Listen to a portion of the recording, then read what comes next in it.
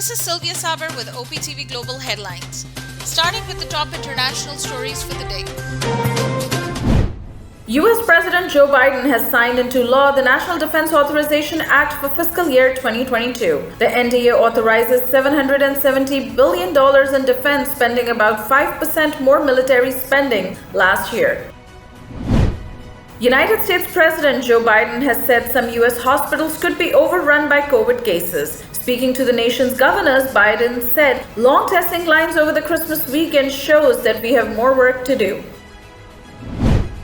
Heavy storms have battered western regions of the United States, leaving thousands without power. Avalanche warnings are in effect for parts of Nevada, Utah, Idaho, Montana, Colorado, and California.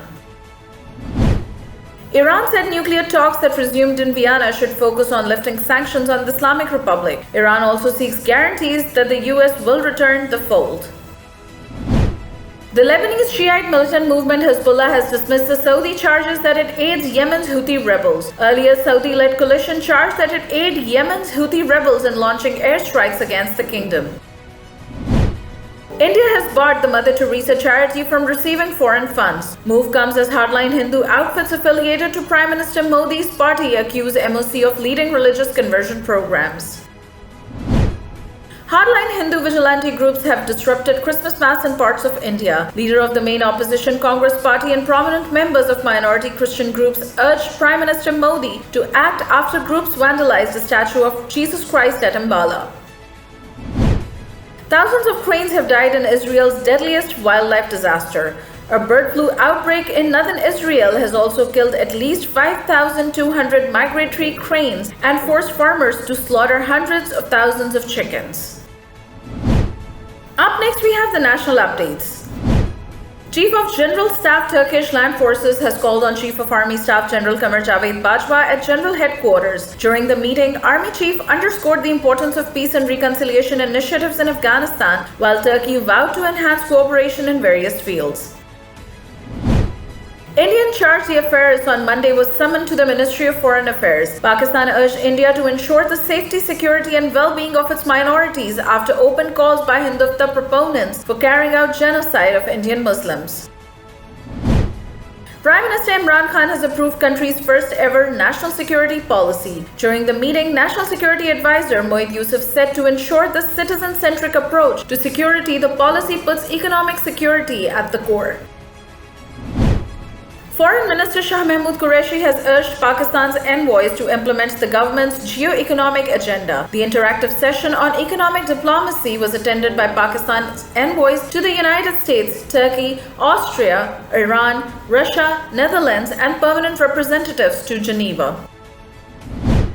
Minister for Information Fawad Chaudhry claims that Pakistan Tehreek-e-Insaf has not proposed anyone's name for the post of Chairman, National Accountability Bureau. Fawad Chaudhry further said that the names for the Chairman NAB will be decided after consultation.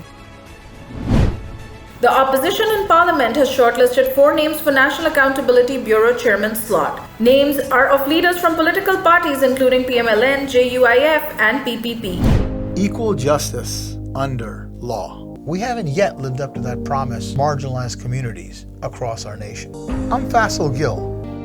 I saw how the color of your skin, so I went to law school because I wanted to fight to make the law work for all, because I wanted to give back, because Black lives matter, because we need to incarcerate less and educate most. Deserves justice.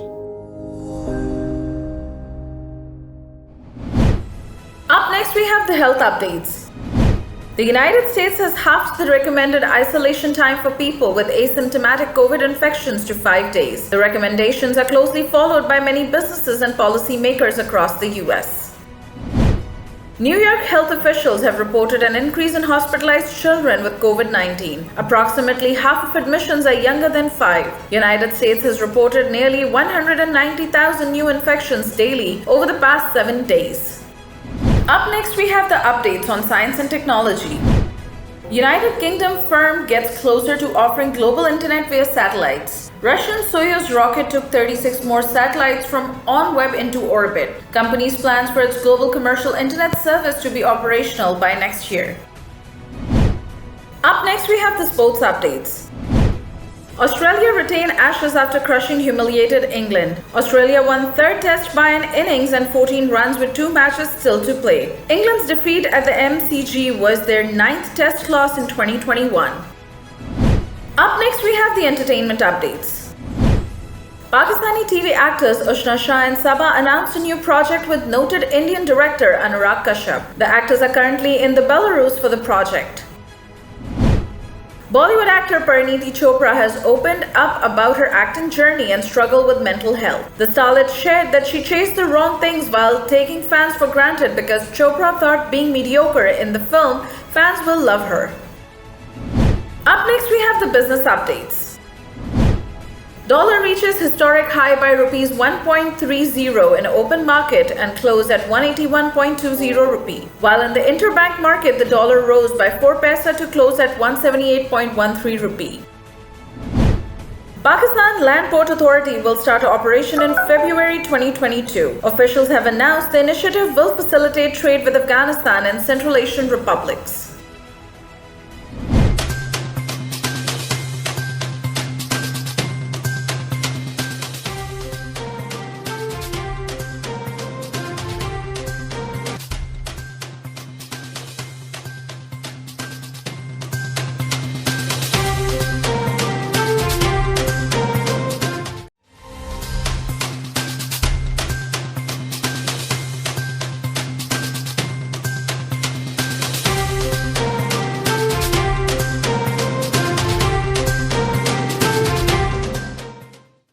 Equal justice under law. We haven't yet lived up to that promise to marginalized communities across our nation.